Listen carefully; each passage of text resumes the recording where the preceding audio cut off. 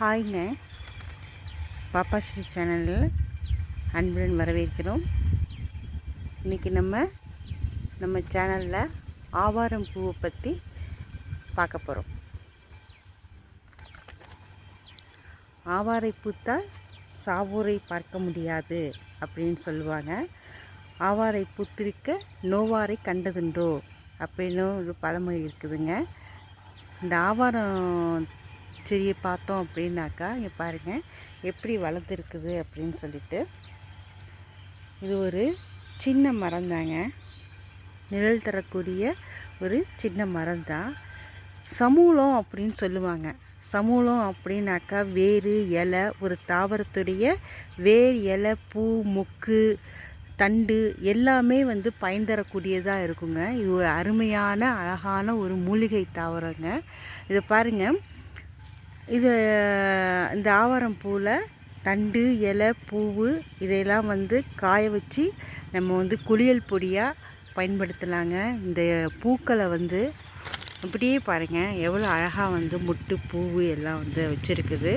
இதை நிழலில் உலர்த்தி நலங்கு மாவோடு சேர்த்து குளியல் பொடியாக பயன்படுத்தலாம். இதை குளியல் பொடியாக நம்ம பயன்படுத்தும் போது இந்த பூக்களோடைய எப்படி தங்க நிறத்தில், மஞ்சள் நிறத்தில் மினுமினுப்பாக இருக்குதோ, நம்மளுடைய தோலும் வறண்ட சருமம் மாறி நல்லா மினுமினுப்பாக இருக்குதுங்க. அதே போல் நம்மளுடைய முகத்தில் கரும்புள்ளிகள், சில பேருக்கு கருந்தேமல் அது மாதிரிக்கு இருக்கும், கண்ணுக்கு கீழே கருவிளையும், பருக்கள் இதெல்லாம் இருக்குங்க.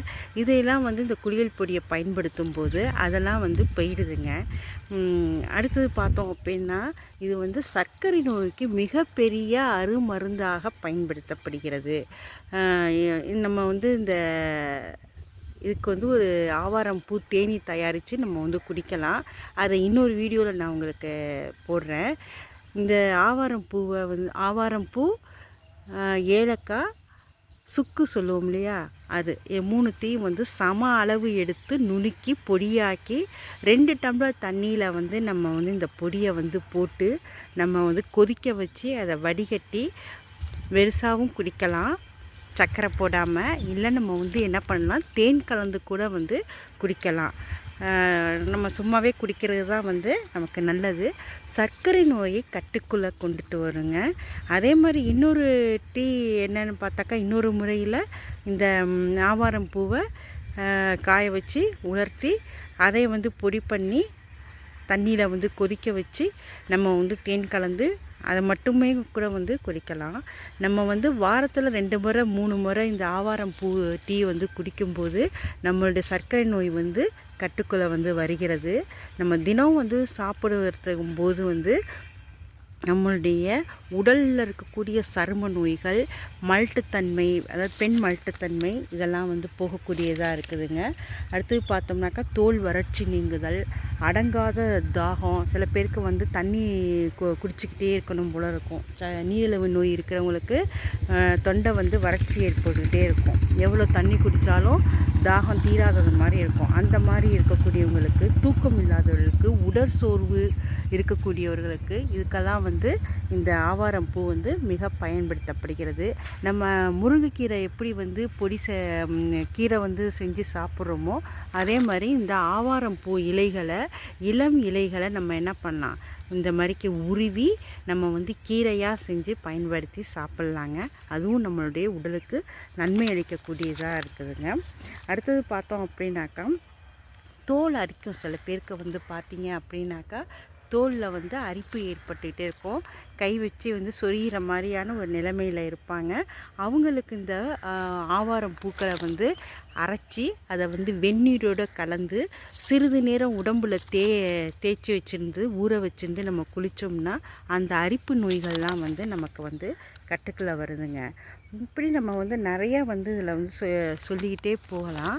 அவ்வளோ நன்மை பயக்கக்கூடிய ஒரு தாவரமாக இந்த ஆவாரம் பூ நமக்கு பயன்படுத்தக்கூடியதாக இருக்குது. இந்த ஆவாரம் பூ அடுத்தது பார்த்தோம்னா சர்க்கரை நோய் உள்ளவர்களுக்கு கால்லெல்லாம் வந்து புண்ணு ஏற்பட்டுருங்க. ஏதோ ஒரு சின்ன காயம் ஏற்பட்டு குழியாக வந்து புண்ணு ஏற்பட்டுரும். முக்கியமாக நம்ம அந்த புண்ணுக்கு வந்து டாக்டர்கிட்ட போய் காமிக்கும்போது அவங்க வந்து அந்த புண் வந்து புரையோடி காலையோ அல்லது கால் விரல்களையோ சூழ்நிலையை வந்து உண்டாக்கக்கூடியதாக இருக்கும். அந்த சமயத்தில் நம்ம வந்து அந்த குழியாக இருக்கக்கூடிய புண்களை இந்த ஆவாரம் பூவை பறித்து இலைகளை பறித்து லேசாக வந்து இடித்து நல்லெண்ணெய் இருக்கு இல்லையா, ஒரு கரண்டிலேயோ ஒரு வானொலியிலையோ வந்து நல்லெண்ணெய் ஊற்றி நம்ம இதை வந்து கொதிக்க வச்சு இளஞ்சூடாக நம்மளுடைய கைக்கு காலுக்கு பொறுக்கக்கூடிய அளவில் இந்த எண்ணெயை வந்து நம்ம அந்த குழியில் உள்ள இடங்களில் தடவி இந்த பூவை வந்து ஒரு துணியில் வச்சு நம்ம அதை கட்டணும் அப்படின்னாக்கா அந்த குழிப்புண்கள் சர்க்கரை நோயாளிகளுக்கு வரக்கூடிய குழிப்புண்களை வந்து ஆற்றக்கூடியதாக இருக்குது. அடுத்தது பார்த்தோம் அப்படின்னாக்கா இந்த இலை பூவு எல்லாமே வந்து நமக்கு பயன் தரக்கூடிய வகையில் இருக்குது. அதனால் நீங்களும் வந்து இதனுடைய எங்கே வந்து ஆவாரம் பூவை பார்த்தாலும் நாம் அதை விட்டுடாமல், இப்போ எல்லாம் வந்து மார்க்கெட்டில் வந்து கூறு வச்சு விற்கிறாங்க ஆவாரம் பூக்கள்லாம். நம்ம வீட்டிலே வளர்க்குறதுக்கு ஈஸியாக வளர்க்கலாங்க. இதுதான் வந்து அதனுடைய விதைகள் வந்து இருக்குது. மாட்டு பொங்கல் அப்போ பார்த்தோம் அப்படின்னாக்கா அந்த மாட்டு பொங்கல் அன்றைக்கி வாசலில் வந்து சாணம் அதுக்குள்ளே வந்து குழி பறித்து தயிர் நெய் இதெல்லாம் ஊற்றி இது பண்ணுவாங்களே, அப்போ மாட்டு பொங்கலுக்கு மாட்டுக்கு கழுத்தில் கட்டக்கூடியதாகவும் அந்த இதில் வந்து பூவாக வந்து வைக்கக்கூடியதாகவும் ஒரு இது இருக்குது. நம்மளுடைய சித்தர்கள் வந்து இதனுடைய அருமை தெரிந்து தான் வந்து நம்மளுடைய வாழ்க்கை பயன்பாட்டில் வந்து நிறையா வந்து இதை சேர்த்துக்கிறாங்க. அதனால் நாமளும் இதை வந்து சாப்பிட்டும் குளியல் பொடியாகவும் எல்லாவற்றிற்கும் வந்து அருமருந்தாகவும் பயன்படுத்துவோம். பாப்பா ஸ்ரீ சேனலுக்கு லைக் பண்ணுங்கள், ஷேர் பண்ணுங்கள், சப்ஸ்கிரைப் பண்ணுங்கள். நம்ம இன்னொரு வீடியோவில் இன்னொரு மூலிகையை பற்றி பார்ப்போம். நன்றி, வணக்கம்.